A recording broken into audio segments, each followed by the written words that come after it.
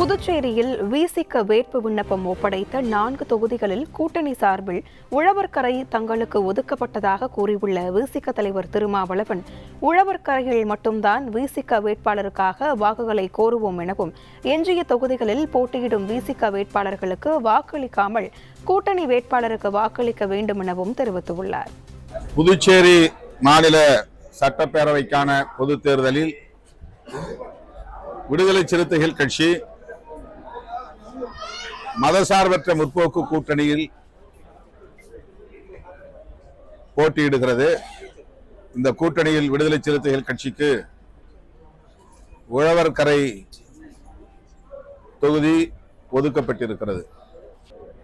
உழவர்கரையில் மட்டும் விடுதலை சிறுத்தைகளின் வேட்பாளர் போட்டியிடுவது மற்றவர்கள், அதாவது காங்கிரஸ் மற்றும் திமுகவை சார்ந்தவர்கள், கூட்டணியை சார்ந்தவர்கள் விடுதலை சிறுத்தைகளின் வேட்பாளர் வெற்றி பெறுவதற்கு உழைப்பது, பாடுபடுவது, வாக்கு சேகரிப்பது என்று தீர்மானிக்கப்பட்டது. அதன் அடிப்படையில் நாங்கள் வேட்புமனு தாக்கல் செய்திருந்த ஊசுடு, நெட்டப்பாக்கம், ஏனம் ஆகிய தொகுதிகளில் வேட்புமனுக்களை திரும்ப பெறாவிட்டாலும் கூட நாங்கள் வாக்கு சேகரிப்பில் ஈடுபடுவதில்லை. மாறாக காங்கிரஸ் வேட்பாளர்களின் வெற்றிக்கு பாடுபடுவது, அவர்களின் வெற்றிக்காக வாக்கு சேகரிப்பது என்ற முடிவை எடுத்திருக்கிறோம்.